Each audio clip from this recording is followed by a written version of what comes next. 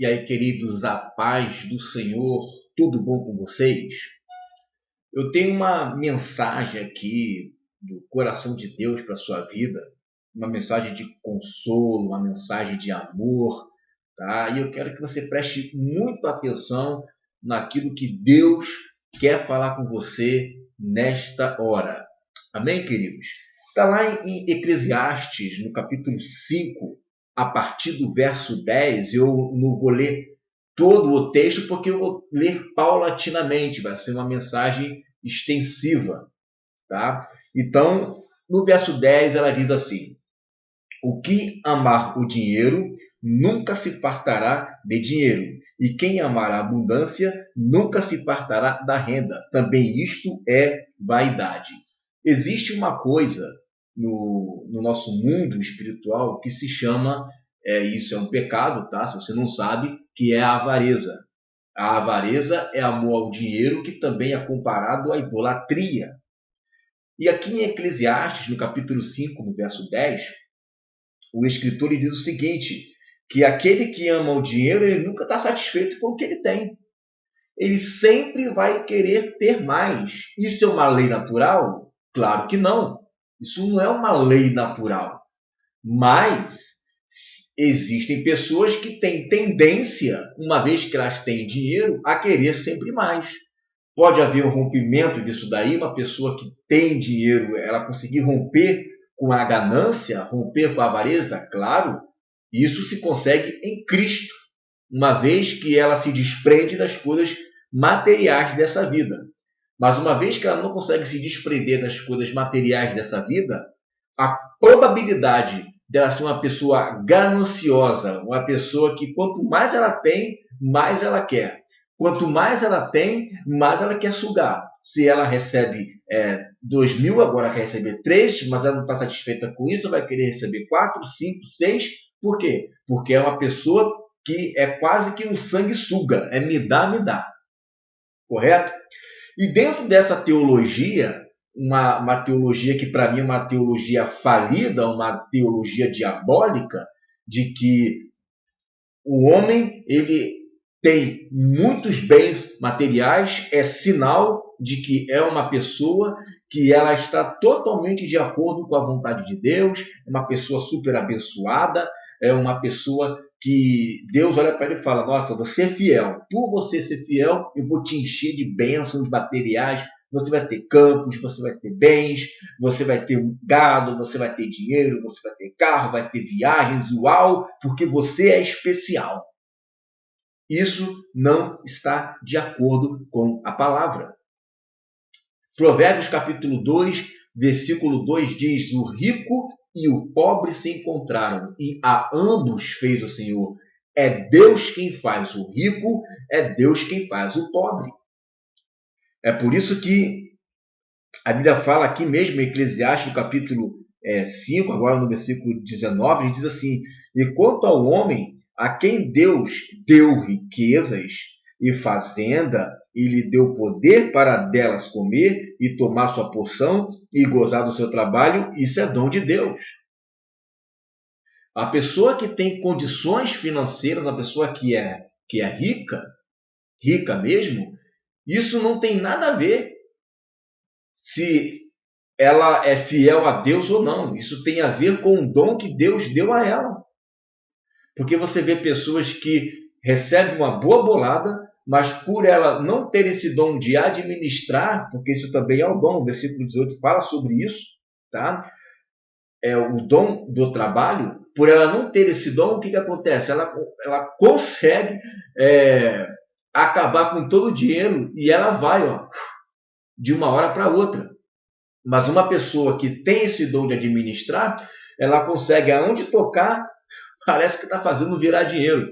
Mas por quê? Porque ela recebeu esse dom de Deus. E mais uma vez, dom não tem nada a ver com o seu grau de espiritualidade. É Deus que vem e te dá. Existe a lei da semeadura? Claro que existe a lei da semeadura. Quanto mais você plantar, mais você vai semear. Mas isso não tem nada a ver com espiritualidade. Isso não tem nada a ver. Por quê? Essa lei da semeadura já está implícita tanto no mundo espiritual quanto no mundo material. Agora, o ser rico, meu amigo, isso não tem a ver com o pobre é pecador, com o pobre não tem mente de empresário, com o pobre que não tem uma mente de Cristo, porque se fosse assim, né, Jesus também ele seria uma pessoa totalmente pecadora. Jesus nasceu numa manjedoura, Jesus não tinha dinheiro nem para pagar imposto. Você vê nas escrituras que ele manda Pedro tirar uma moeda da boca do peixe para inclusive pagar o imposto dele. Tá? Jesus não tinha nem aonde reclinar a cabeça, ok? Então, Jesus não era um homem santo, então? Jesus era um homem pecador, não tinha mente de empreendedor, né? É claro que Deus ele quer usar setores de influência na sociedade, porque por meio dela a gente consegue chegar a lugares que outros não chegam. Mas aí chegar e dizer que pessoas que são pobres, são pessoas que não têm uma mente de Cristo, um momentinho. A Bíblia fala lá em 1 Timóteo, no capítulo 6, versículo 10, que o amor ao dinheiro ele é a raiz de todos os males e é por causa dela que muitos se contaminam. O amor ao dinheiro.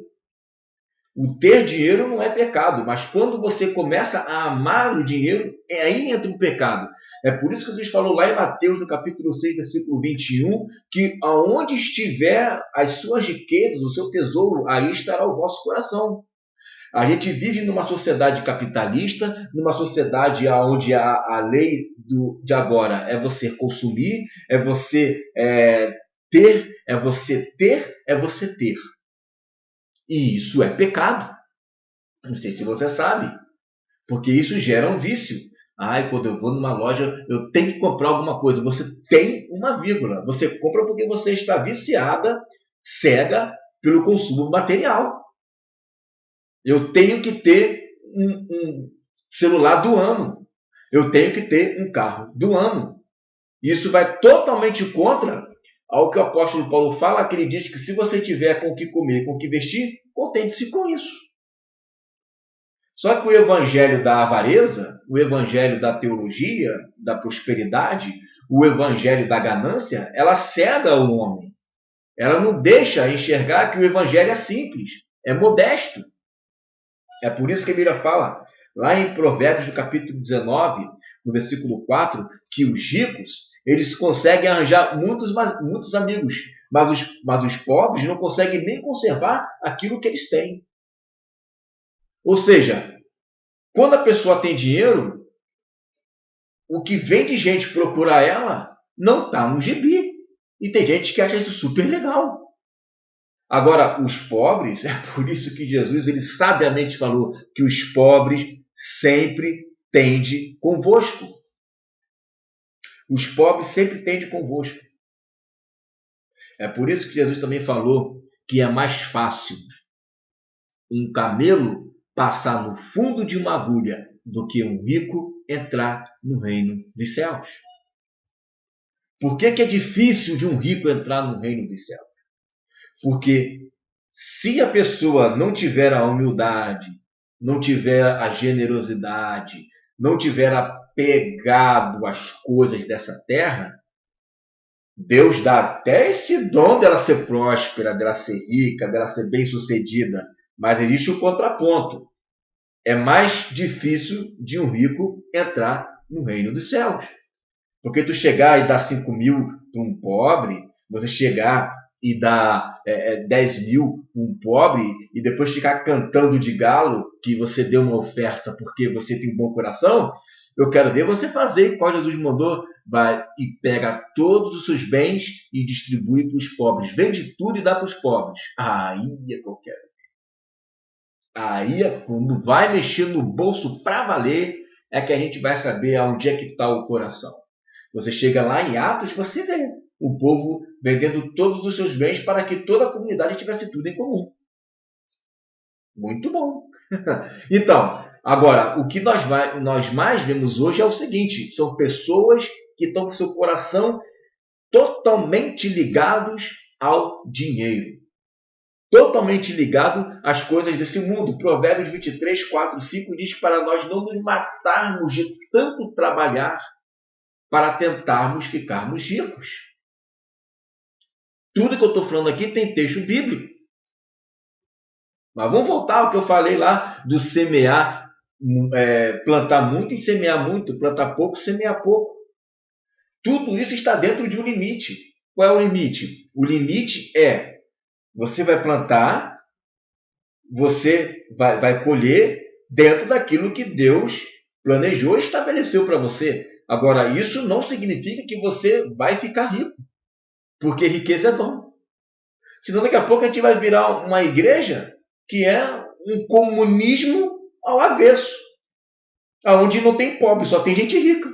Não é isso que minha Bíblia ensina. Deus deu bastante dinheiro para Abraão, mas Abraão tinha um escravo chamado Eliezer. Deus deu muito dinheiro para Salomão, mas nem todo mundo no reino de Israel era rico. Você vê pobres ali também. Você vê pessoas ali que, por mais que o reino seja próspero, eram pessoas que estavam empregadas em alguma coisa. Havia soldados, havia generais, havia uma hierarquia ali. Então, existem pessoas ricas, existem pessoas pobres. Sempre foi assim e sempre será. Agora, se você quer que todo mundo seja rico, que todo mundo tenha dinheiro só porque aceitou a Cristo, então a gente não está servindo a um Deus que nos ensina a nos contentar com aquilo que nós temos. O que Jesus falou lá em Mateus no capítulo 6? Não andeis ociosos por coisa alguma, nem pelo que haveis de comer, nem pelo que haveis de beber, nem pelo vosso corpo, pelo que haveis de vestir. Não é a vossa vida mais do que os mantimentos e o vosso corpo mais do que as vestes? Olhai as aves do céu, não semeiam, não colhem e nem juntem celeiros. Contudo, o vosso Pai Celestial vos alimenta. Não tem de vós muito mais valor do que eras, homens de pouca fé. Olhai os lírios dos campos, como eles crescem, não trabalham nem fiam. Nem mesmo Salomão, com toda a sua glória, se vestiu como uns desses. Se Deus assim veste a erva do campo, que hoje floresce e amanhã é lançada ao forno, não vos vestirá muito mais a vós, homens de pouca fé? Qual de vós, com toda a vossa ansiedade, poderá acrescentar um côvado à sua estatura? Então por que andais tão ansiosos, dizendo com o que comeremos, com o que beberemos ou com o que nos vestiremos? Porque tais coisas os gentios também procuram, e o vosso Pai bem sabeis do que necessitais. Mas, verso 33, buscai em primeiro lugar o reino de Deus e a sua justiça, e todas as outras coisas vos serão acrescentadas. Deixai que cada dia tenha o seu próprio mal. Gente, o que Jesus está querendo dizer com isso? Não ande ansiosos por coisa alguma. Jesus conhecia Eclesiastes capítulo 5. Eclesiastes capítulo 5 fala o quê? Vamos ler aqui, verso 12. 5:12. Doce é o sono do trabalhador, quer coma pouco, quer coma muito, mas a fartura do rico não deixa dormir. Se a pessoa que é rica, ela não consegue dormir direito porque está preocupada com um monte de coisa, porque tem que pagar, eu tenho que comprar, não sei o que lá. Imagina a pessoa que é pobre e que fica rica, que está ansiosa, né? Eu quero comer, eu quero beber, eu quero vestir. Os gentios, os pagãos também procuram essas coisas. Para de ficar ansioso. Para de ficar ansioso com essas coisas. A ansiedade é um pecado. E a pessoa fala tanto de Deus, tanto de Deus, tanto de Deus, mas na primeira oportunidade que ela tem para realmente mostrar ser fiel, ela fica ansiosa, fica murmurando, fica preocupada, começa a roer, não consegue ficar em paz.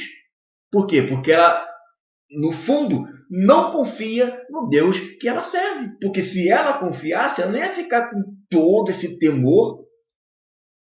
Jesus foi bem claro, Mateus 6,20, não ajunteis riquezas, tesouro na terra, mas ajuntei tesouros no céu, onde a traça e a ferrugem não corroem.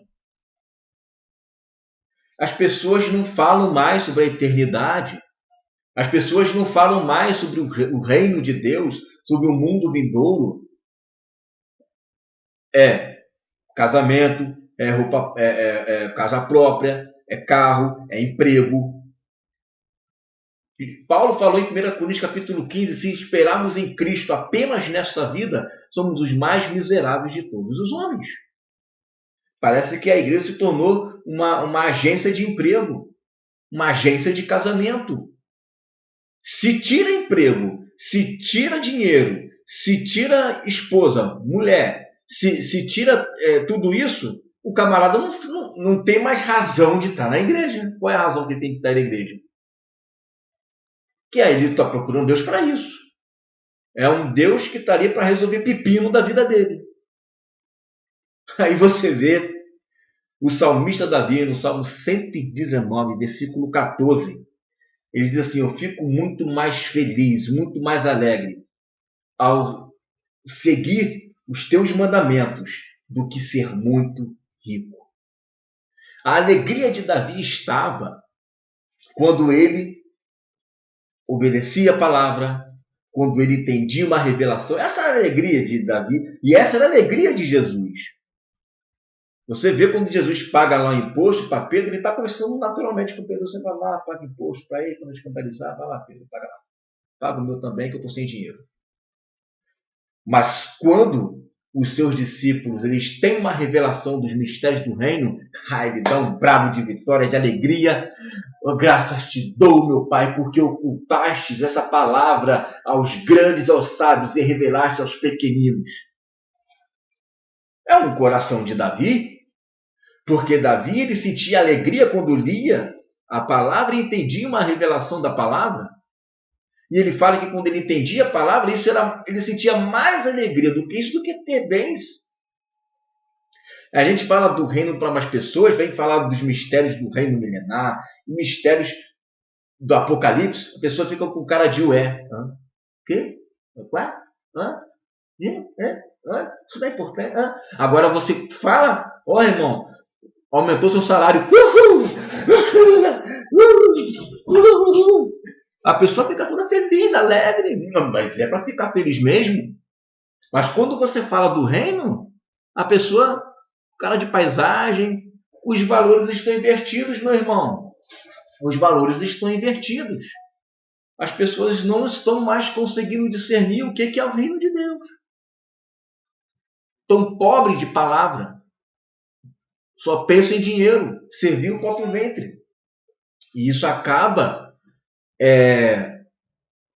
fazendo com que a consciência da pessoa ela fique totalmente cauterizada, que ela não consegue enxergar as coisas do mundo espiritual. Isso é muito perigoso. Bom, a verdade é que ricos e pobres sempre vão andar juntos. A verdadeira riqueza ela só vai existir quando se cumprir Apocalipse 11:15. E tocou o sétimo anjo a sua trombeta, e houve no céu grandes vozes que diziam: os reinos do mundo vieram a ser do nosso Senhor e do seu Cristo. Aí sim, este momento é que o Jesus ele volta como rei e distribui as heranças para os seus muitos irmãos. Eu sou filho do rei, mas eu só vou reinar quando o rei vier. Hoje, o reino é invisível, é dentro de mim. Então, a gente não pode ficar usando essa desculpa não, que Deus me colocou como cabeça, não como cauda, para poder materializar aquilo que é para a eternidade. Negativo. De fato, Deus tem uma bênção para você. De fato, não é para você se conformar caso você esteja vivendo numa miséria, caso você esteja vivendo numa situação difícil. A Bíblia fala para nós trabalharmos, 2 Tessalonicenses 3:10, aquele que não quer trabalhar, não coma. Então, de fato, a Bíblia nos incentiva a trabalhar. A Bíblia fala em Provérbios 6:6, vai ter com a formiga, ó preguiçoso. Então, é importante que a gente trabalhe sim, que a gente busque com as nossas mãos ter uma boa aquisição financeira, mas isso não está no nosso coração. Eu não fico correndo atrás disso. Eu faço a minha parte de acordo com aquilo que Deus me dá. E as bênçãos vão me seguindo. Eu não faço uma moeda de troca. Eu vou te dar tanto, Senhor, você vai me dar tanto, hein? Eu vou te dar, vou dar uma oferta aqui de R$50. né, com a bolsa de valores está subindo, né, tem o dólar, né, que está R$ 4 alguma coisa, né, lucros e dividendos, sobe um, cai, desce outro, né, então acho que você vai ter que me dar aí uns R$ 110 mais ou menos, né, pela oferta. Não é assim, gente. O reino de Deus não é assim. Para com isso. Deus é quem sabe. O vosso Pai bem sabeis do que necessitais. É Ele que sabe. É Ele quem sabe, meu chapa. É Ele quem decide. Não é você. Paulo diz, vivo não mais eu, mas Cristo vive em mim. A vida que eu agora vivo na carne, vivo pela fé, pelo Filho de Deus, o qual me amou e se entregou a si mesmo por mim. Nós não vivemos mais para nós mesmos. É Deus quem vive. E ponto final. Eu vou trazer mais para frente mais mensagens falando sobre isso, tá? Porque é muito importante que a gente tire essa venda dos nossos olhos, achando que Jesus era quando veio, era um playboyzão, cheio da grana, andava com um monte de joias no dedo, né? Andava lá com as correntes de ouro. Meu irmão, eu sou jovem, compadre. Meu irmão, sou rico aí, jovem dinâmico. Somos jovens dinâmicos, meu irmão. É isso aí. Somos jovens, né? E ele andava com tatuagem. Que Jesus, negativo, quem te falou isso? Jesus era judeu, meu irmão. Judeu não se tatua. Para de falar besteira. Tá? Judeu não se tatua, ok? Judeu, principalmente Jesus, como um grande obediente da lei, andava com modéstia, ok? É tudo isso aí, tá? E modernidade por modernidade, eu também estou aqui no pleno século XXI e não ando com o ego inflamado, querendo mostrar aquilo que eu tenho e que não tenho, ok? Querido, não fica chateado comigo não, tá? Não fica triste comigo não pela minha forma de falar, tá? Mas se a gente fala assim, é porque falamos com amor, porque nos preocupamos com a sua vida. A Bíblia fala lá em 2 Coríntios, no capítulo 13, versículo 8, porque nada podemos contra a verdade, senão pela verdade. E Gálatas, no capítulo 4, versículo 16, Paulo diz, fiz-me acaso o teu inimigo em vos dizer a verdade? Então, a verdade ela tem que ser absoluta. Não existe relatividade para a verdade. É por isso que Jesus falou lá em João 8,32, e conhecereis a verdade, e a verdade vos libertará. E o que é a verdade? João 17,17, santifica-os na verdade, a tua palavra é a verdade. É essa palavra que nos purifica, que nos santifica, que nos transforma e que nos torna uma nova criatura. Um novo pensar, um novo agir, um novo sentir. Ok? Então, é isso aí, meus queridos. Fiquem na paz do Senhor Jesus e até a próxima.